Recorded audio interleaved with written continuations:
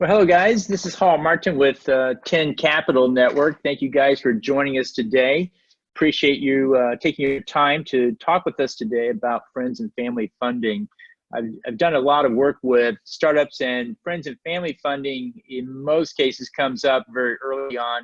There's lots of questions about it, and we'll share with you a little bit of my thoughts about how you handle that going forward. So as we kick into this, if you have any questions, feel free to put those in the chat box and we'll answer those. The slides will take about 10, 15 minutes, and then we'll use the rest of our time to answer your questions. Some of you have already submitted questions. That's great. If others have questions, please do so.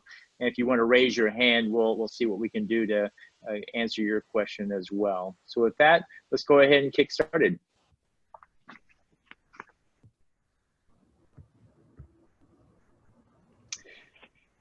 So yeah, raise your hand if you need help with anything there.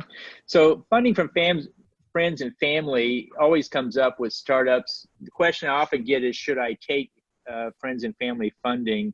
And my answer to that is usually yes. I always think it's a good idea to have some funding from your friends and family because it shows support for your business. And so when we go to the next slide, what you'll see is that I hear a lot of people coming in and they basically say, my family wouldn't give me a dime, how about you? And that's just not a great way to kick off with an investor group. You want to go in showing that everybody is supporting you, you put money in, your family put money in, everybody you talk to likes what you're doing and they're supporting you. And you want to show that from friends and family. Doesn't mean you have to take money from every single member of your family, and we'll talk about that here in a minute, but it does show that you have the support of people that know you very well. And so the thing here is that it's also too important to consider which of your friends and family do you take money from. And for number one is, do they meet the investor profile? Are they familiar with the startup world? Do they have connections in the startup world? Can they help you? Work with those that really are in the game for it and understand what they're getting into. And third, find people that if they lose the money, it's not going to put them in a difficult situation. Take money from people that have sufficient funds to cover what you're trying to do.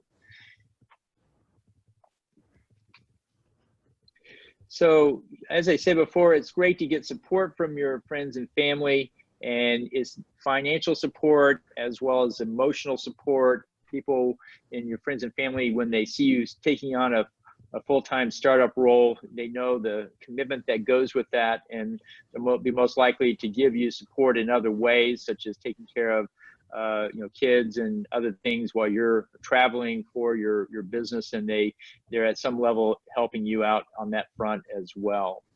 And so the idea is we really want to be able to leverage whatever resources those friends and family members have, whether it be connections, advice, coaching. If anybody's run a business before, anybody knows about the domain, anybody can make a connection to a potential customer. All of those are great resources you can get from friends and family as well.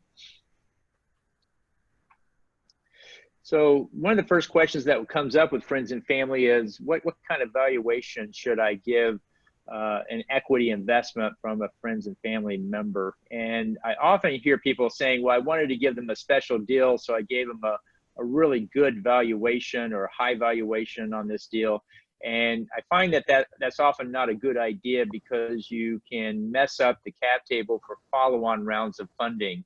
Your family and friends, if they get too high valuation, they start to think, well, everyone else, should follow-on funders are going to potentially put your friends and family into a down round. And so what was supposed to be a great deal is no longer a good deal because they're now being diluted out by follow-on. So I wouldn't give family and friends special treatment on the valuation, because in the bigger scheme of things, you really can't give them too great of a deal up front, because follow-on investors are going to have certain expectations for a seed, Series A, Series B raise. And so we don't want to put the cap table in a challenge and then later have to take away things from family and friends that we thought was going to be a really great thing for them.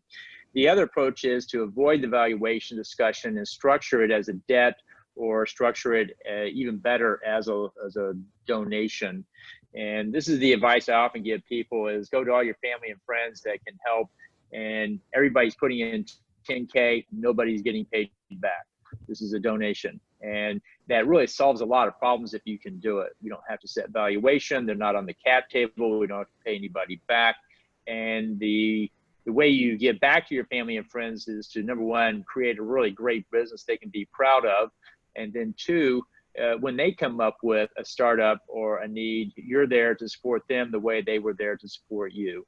And so that's how I would handle it: is keep family and friends money off the cap table and keep it at low amounts. So if the business goes away, 10K wasn't that great of a loss. If they put in 100K and the business goes away, it's going to be a more difficult spot for sure. So before launching, if you have co-founders, make sure that you start to document these things up. As you raise money from family and friends, it can seem like everybody is part of your family and friends, but realize you're starting a legal entity, a business. You're bringing in outside people. Compensation agreements need to be set. Intellectual property needs to be filed. And if you're hiring employees, you need to have stock incentive plans or a plan to give them some stock at some point along the way. You have to make decisions about what kind of entity to file. Is it an LLC or a C corporation? And so one of the biggest challenges of family and friends funding is not the actual funding, it's all the upfront basic work that needs to be done. And I find people that are supported by family and friends often overlook these things, thinking we'll take care of them later. But the reality is, once money starts coming into the business, an entity needs to be filed. Once you start going public with selling, IP needs to be filed. And so these are some of the key issues to make sure you have covered as you're launching your business and taking a few dollars from family and friends.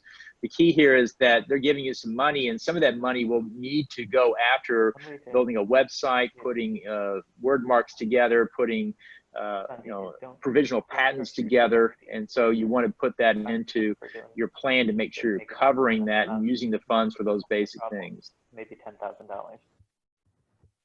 So next is, you can take that funding from family and friends and turn it into a loan or make it a loan. And there's different ways you can structure loans. One, it can be a time-based loan where you're going to get money every 3 months, 20K here, 20K in 3 months, 20K in 3 months after that. And you take the money and you can deploy it into the business. It's great to do it that way because it keeps you focused on getting the most for the money as you go forward. When money comes in, sometimes people lose sight of what the original plan was, starts to grow, and then they run out of money before they get through the entire plan. So spreading out the money makes a big difference. The other way is to take a loan in the form of milestones. After you complete each project, you get another tranche of funding that you can go forward with. And this is another way of doing it. When I am filing all the legal entities and the patents and so forth, once that's done, I get my next tranche. And then when I build my product, then I get my next tranche. And when I get my first customer, then I get my next tranche. And if you're loaning money to family and members, I recommend you look at it from this point of view, as to give them just enough money to accomplish the goal, but not so much that we get distracted and in trouble later.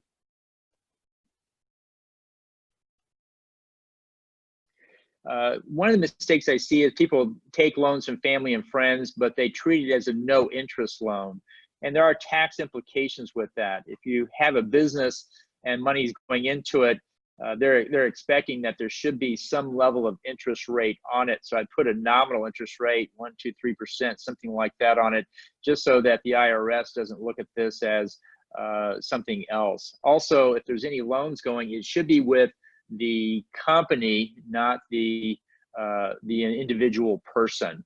Loans and equity, everything should be in the name of the company, which is why it's important to have a legal entity filed, have a EIN number ready to go, have a bank account open.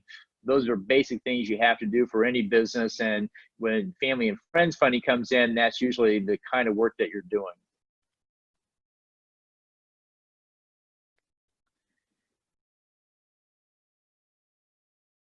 So once you have the funding from family and friends, they're investors like any other investors. You need to keep them updated about the status of the business, and make sure that they understand you're making good progress with it, and be very clear with them. Even though they're family and friends, it's important to give them the real news, not just the good news, but also the things that are not yet there, not yet working, and so forth. But always, be upfront and straightforward about where you are with it and what is actually happening. And on at least a monthly basis, call or talk or email them about what the results are that you have with your process. How is the product coming? How are the sales coming? How are the team members' hires coming? And make sure that you keep everybody up to date on it and not leave anybody in the dark. And then there will always be setbacks, there will always be challenges. So mentioning those will not seem unusual. In fact, if you don't mention those, people will wonder if you're really telling them everything, because it comes with the territory for sure.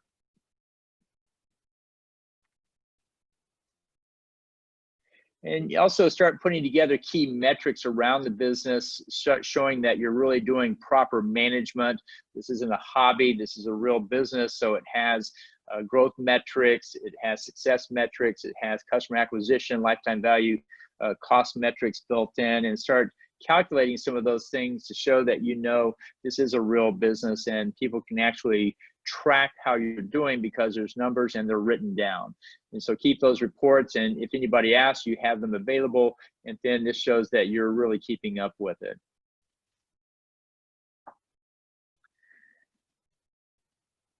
So as I said before, if you were to just take money as a gift, realize that that's a great way to avoid setting valuation or having to do payback of loans. There is a rule that you can only give so much to other people before the money becomes taxable. Realize that that rate is pretty high. If you were to give somebody more than the limit, which at this time I believe is $15,000 per year, at some point they will get hit with the tax on that. Realize it's not the next year when they file their tax return. It is when they reach the lifetime giving value, which is, last time I looked, was $5.3 million. So even if somebody is giving you more than the limit, they're not getting taxed immediately. They only get taxed if that adds up to be more than the lifetime giving value, which is in the millions of dollars and probably not something you will encounter. So don't worry too much about the taxing of that funding as a gift, but realize that that's just one technique people use for doing it. So I want to thank you guys for joining us today on that front. If you have any questions, go ahead and put them in the chat box and we'll look at those here in a moment. And wanted to go through some of the initial questions that came in and talk with you about this. We're about right on time. So the first question that came in is, what are some of the things investors are looking to invest in? And so I've written up a short list that I can share with you here now. First thing investors look for in a startup is what I call product validation and market validation. The product works and people will pay for it. In whatever form you have or whatever way you can, show that interest and that product working. Most people suffer from what I call the vision problem. The vision problem is when they have a vision of what the product will look like or the service will look like in its final instantiation. And it's usually a very grand and glorious vision. And then they make the mistake of, I want it on day one. And I can tell you, your product will not be the grand and glorious encapsulation on day one.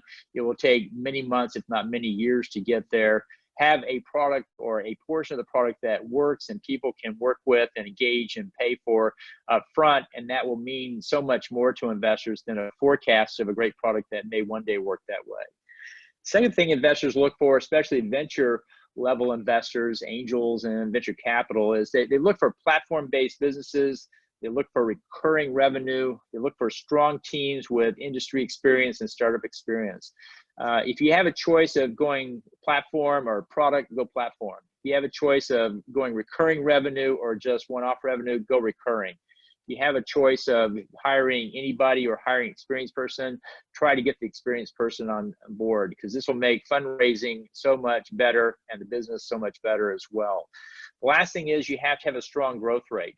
To be in the venture game, investors need to see at least a 50% year-over-year growth rate. People come in and they say they're growing 20% year over year, or 30%. It's hard to raise funding for them because that's just not a venture track. Ideally, it's doubling year over year. I see people come in with 50, 60, 70% year over year growth rates, and people will consider that, or investors will consider that to be a venture level growth rate. They'd like to see it get to doubling, but it's a good start. Next question is, how likely are you to find investors once the fees have been paid? So if you have a growth story, then you stand a good chance of finding investors. And by growth story, I mean sales, team, product, fundraise. Things are moving forward in the business, and you're telling that to the investor. So if you have that, you're in the game for raising funding. You'll probably get a good response. And raising funding is just like sales. It's a numbers game. In sales, you have to make a certain number of calls. You have to make a certain number of pitches, and some portion of those will actually buy your product. It's no different than in fundraising. You have to make a certain number of pitches. You have to make a certain number of asks, and some number will invest in your business. And so you have to get out there. At 10 Capital, we track that with what we call the campaign score. And so we give the people that are raising funding 5 points for every mailer they put out that shows a growth story, and 10 points for every webinar they go to, a pitch session, so to speak. And when they get to about 50 or 60, they start to get investor interest and people starting to go into diligence. And when they get to 100, they usually raise some funding at that point. So it's really not about time, it's really about activity. If I can make all the pitches in 1 week, I can get there faster. If I'm making 1 pitch a month, it will take longer for sure. The next question is, what assistance is available to pitch to investors a winning pitch? Well, if you need help, what we can do is help you with putting the deck together. We can review your deck, coach you on that. We can help give you feedback on what how the investors might view it. So certainly that is something that we can help you with. So next thing I want to say is, if you need help with design, we can help that as well. So anyway, next question is thoughts on family offices regarding fundraising. What stage do you recommend startups should be to contact family offices? Well, family offices are very similar to angel investors. They're not exactly tied to the 10x, 10-year fund model that VCs are. And so they will look at a lot of different deals, a wider range of deals, earlier stage, later stage, and so forth. And so it's the same as with any of these others that we're talking about. I get a product working, I get a little bit of revenue in to prove I'm in the market, and then I would show that I've got all these other elements working for me. Platform-based business, strong growth story, things are moving along. It can be hard to get people to move on something that's not yet generating revenue because it doesn't demonstrate product validation or market validation. So I would certainly look at that. So family offices are certainly in the game for raising funding or for investing in startups that are raising funding. And so I'd go after them as soon as they have a product with some revenue. And I say that because everybody that doesn't have a product in the market is going to the market in 2 months. Everybody is. But who really does that? And so you can get caught up in this game of, well, I think, when do you think you'll go to market? 2 months. Well, how do we know? Well, we don't know. And so we end up spending 8 weeks, talking back and forth. And sometimes, most often the time, the product is still not in the market. And so take that question off the table and just go straight and get something in the market, get something sold, get something rolling.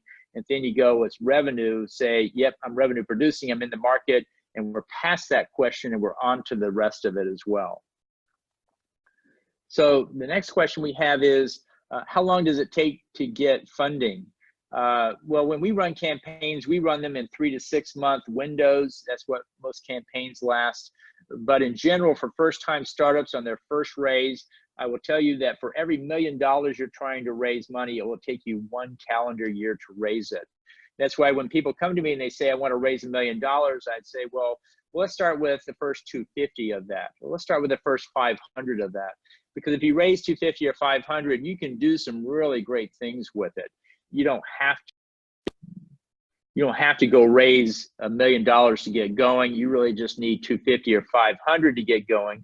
And the other reason for that is, if you raise $1 million at the very earliest valuation, which is going to be the lowest one you'll ever have, you'll be giving away too much equity.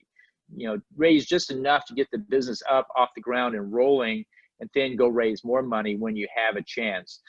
But for raising funding, think of a 3 to 6 month campaign as a minimum to get up and running, and try to get the first 250K in the door. If you have that, then let's go and try another 6 months and try to get 500 in the door. If you have that, then let's go and raise another 6 months. Let's try to get the next million in the door. But by then you should have some really strong traction and some great investors on board already.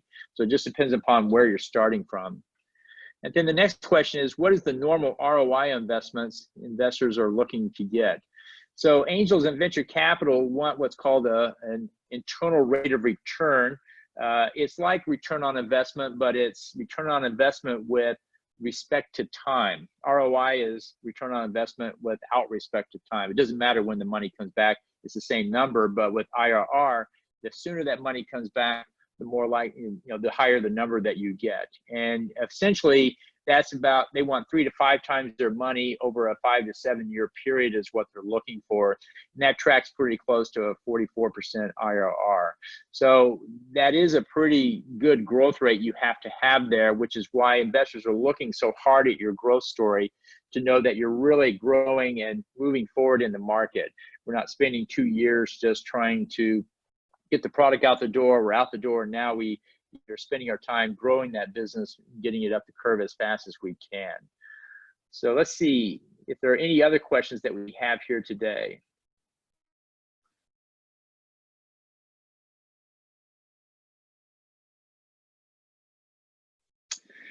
Cool. Well, I think that's all the questions we have right now. Just want to tell you a little bit more about 10 Capital. We do help startups raise funding. We work with seed, Series A, Series B, venture deals. We have venture capital, family office, and angel networks in our group that look at these deals and make analysis with it. If you bring us a pitch deck or diligence or whatever documents you have that are in good shape, we'll use. If you need help, we will then help you. We can also help you put those documents together. And so we're here to help raise funding. We make introductions and run investor relation campaigns to our network of investors. We've been doing this since 2009. We started over 10 years ago in Texas under the name Texas Entrepreneurs Network, back when we were coming out of the angel world, and we were primarily helping startups raise money from angel investors. Over the year, we expanded our investor network across the country, adding venture capital and family offices in there as well. We now have 12,000 investors in the network. And then today, since we started, since 2009, we've helped startups who have raised over $700 million, and we continue going forward with more fundraisers and more investors every day.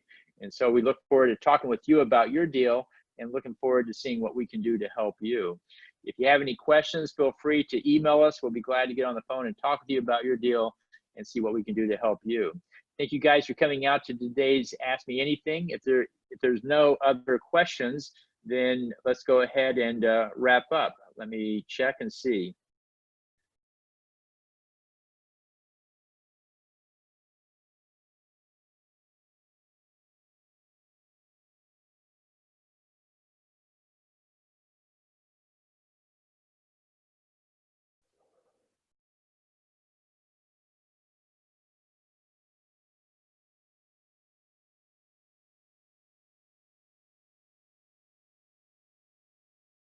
Well, it looks like we have one more quick question from Kunal, and go ahead and put that in the chat box, and let's answer that in the last few minutes that we have here. We have a little bit of time, so looking forward to seeing what your question is, and we'll kick it off. We'll be glad to answer that as well.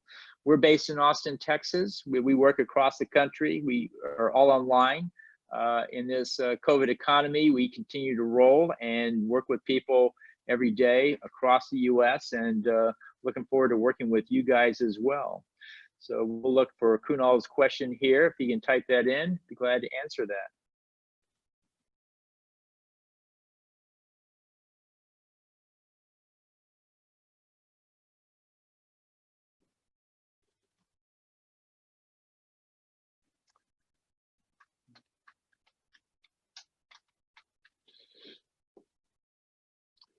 Let me check one more thing.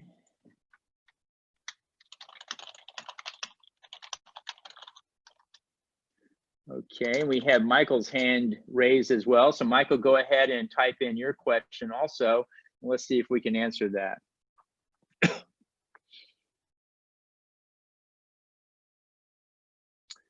So the question from Kunal is, you suggested some interesting alternatives to equity rounds for friends and family, but return on equity is what makes the investment attractive. How do we sweeten the deal with loan or donations? And I think the answer is, in the early stages when the business is first coming up, it's highly risky. We're really not sure when it's going to get paid back. And so I think the answer is, if you tell your family and friends if they loan or donate money now, later in the game, we'll give them the opportunity to invest at better rates. And they can come in when the business is up and running, it's rolling, it's more successful. We can always go back and open a round to let investors come in that give them a good position. So I think I would let them know that they can have an opportunity to get a return on investment, but let's do it later when the business is not so nascent and they don't have to stay in the deal so long as well. Usually it's 5, 7, 10 years. And so if they're coming in on day one, that's a long time to wait. So I would probably do it with the agreement that we'll let them come in later in a different round, but at a good valuation that they can join. So I think that's what I would do in that case. And Michael, what was your question? So the question is around 144 Reg A and or business securities tokenization. So we have a lot of people coming in with doing Reg A plus raises, and that's a great way to raise money. The issue you have to think about is the cost of marketing your campaign across the US. There's many different groups that do this, but I can tell you it is very, very expensive. You'll be spending $30,000, $40,000 per month to get out in front of such a large audience to raise funding. And yes, you can do lower cost things up front, but if you're trying to raise $10, $15 million on a Reg A from tens of thousands of people, which we see a lot of, realize that there's going to be a substantial cost. And so a substantial portion of your fundraise will have to be reinvested back into marketing to get more people coming in. So you need to think about that. I'm not that much up on the business securities tokenization. I've been tracking that for several years, and I think there's a lot to be said for it. Having said that, most of the investors I deal with are not moving into the tokenization world just yet. There's still plenty of opportunity where they are. They're waiting to see how tokenization works out. They're waiting to see success stories. I believe there are a few, but I'm not sure there's enough for the majority of the what I call the accredited investor market to move forward into it. So I think it's still a wait and see. We just need more success stories. In what cases does it work well? And what situations should you use it? And there we go. I saw a lot of tokenizations come out in 2017, 2018. To be candid, I haven't seen a lot of successes come out of that era yet. It's still a little early. It takes a while before that kicks up to a place where you can actually see a result. So I'm always on the lookout for that. And then the next question is about foreign investments. We don't cover foreign investments at this point. We do have a lot of interest from people in Europe and Israel and other places wanting to raise US money. In our program, they need to have a Delaware C, a US legal entity, because the vast majority of our investors are going to demand a US legal entity. And it's often the case that people from Europe or Israel are coming to the US, they're planning to open an office, they want to sell their product here, and eventually they want to move their business here. And if you're in the game for that, we can help you raise money because investors know the value of that. You typically start with one person in the US as your salesperson, and they're the investor relations person, and you can go raise money from US investors with that and leave your R&D office in Europe or in Israel. And so eventually US operation sales get big enough that you can actually flip the company and make it a US entity. And people do this primarily for tax reasons. They want to get on a lower tax basis in the US than they have in Europe or Israel. And so that's something we can help with. If you're based in Europe or Israel or other places, We don't get into those right now, so I'm afraid I can't answer much on the PFICs, but glad to talk with you offline, Michael, about that more to see what you have in mind there and see what we can do. Well, guys, I think that answers all the questions we have today. We're at the end of our time. I want to thank you for joining us today and hope to have you back for our next AMA next month. And with that, we'll go ahead and close it out.